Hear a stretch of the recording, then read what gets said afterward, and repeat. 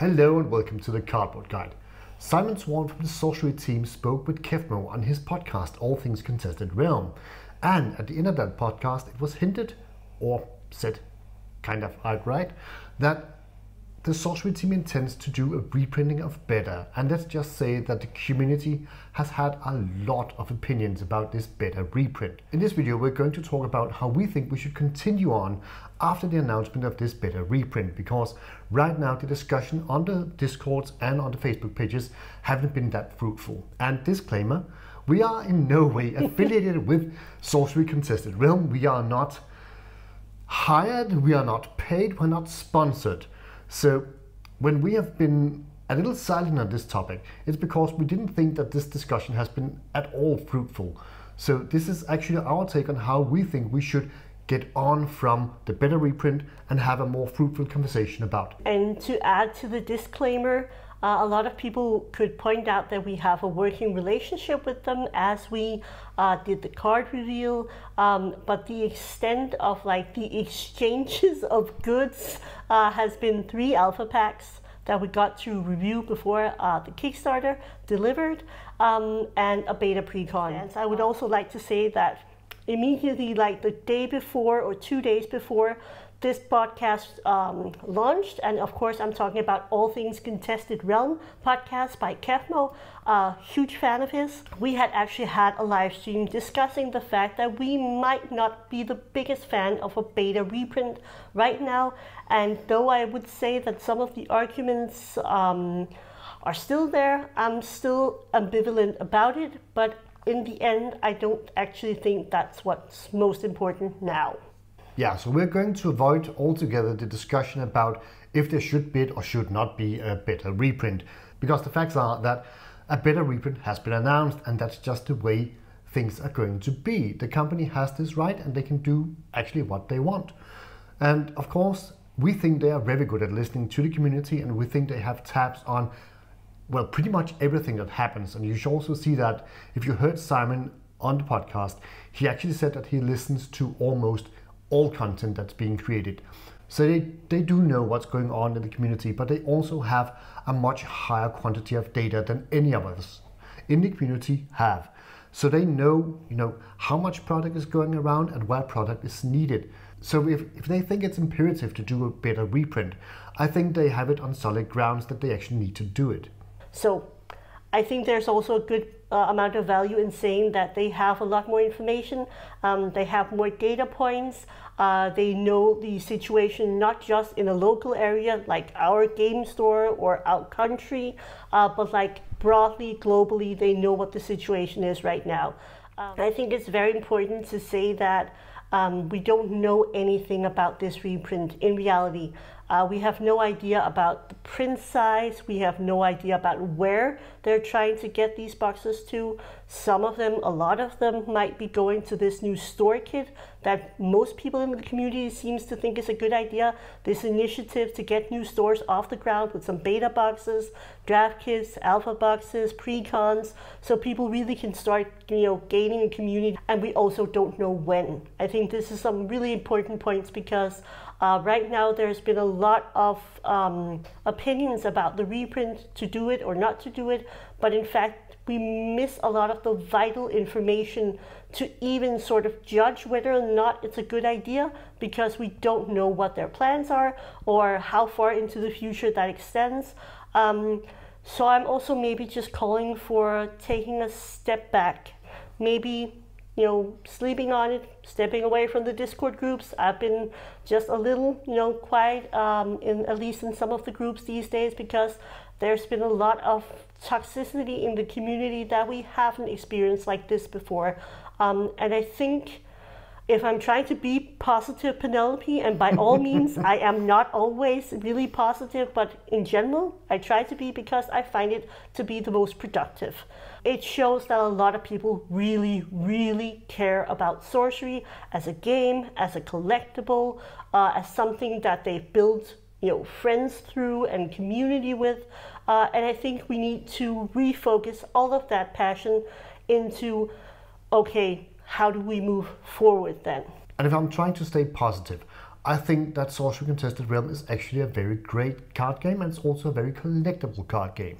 A lot of uniques in both Beta and Ethereum Legends holds a great value. And if you take into consideration also the unique foils, you have something truly unique in Sorcery Contested Realm, because a lot of these cards are very rare, very expensive, and very collectible. So even though we're getting a reprint, that is, well, I don't think that's the end of the world. I don't think we're going to see cores plummet to absolute zero. I don't think we're going to see P-stones plummet. I think we're going to see that a lot of the great playable and also kind of hard to pull uniques and Beta are going to hold their value. They could also initially dip, but probably, and also because we have faith in them navigating the game forward, they might dip, but they will probably stabilize and then continue to go up like they would regularly in any game where there's more players coming in and where the collectors still love the game and the cards. Yeah, and I also think that's a great point, because in the short run, of course, we are going to see prices, you know, drop a bit. That's natural, especially now in this, you know, kind of emotional environment. I think we're going to see people react, and that is of course going to affect prices in the short run. But later on, I don't think we're going to see this. It's hardly going to register as a blip on the radar. If you take prices and Beta from 2 years, 2 years from now, it's going to be a whole other picture. And I think a lot of these cards are going to appreciate really well, especially in the long run, and especially if you're not going to see sort of a revised set or any other sets. And right now we do know that Sorcery Contested Realm have the next few sets, already in the pipeline. So this might actually be the last, or maybe the second to last reprint of Beta we're going to see. So further down the road, this is not going to be important at all. A very valuable point that you also made here is that in the end, it all comes down to trust. Do you trust that Eric and the rest of the Sorcery team know what they're doing?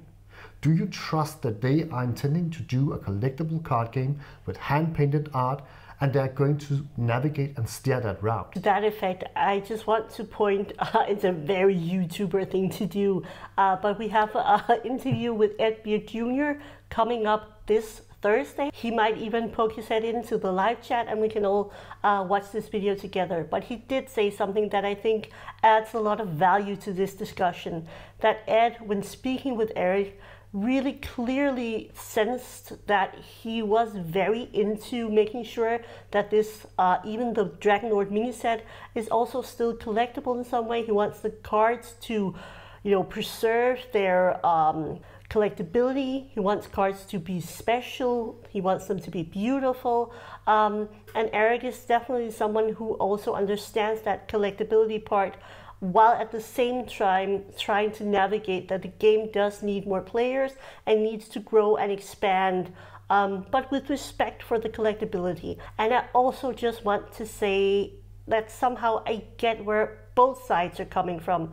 I just really wish that we could sort of foster that community that we've had all along, to have some of those discussions calmly, peacefully, and just end up saying, you want a lot of reprints, a lot of cards, because you want this game to survive and do well and have more players. The collectors want this game to survive and grow and do well and have some beautiful cards that they can enjoy in their collections that still hold value.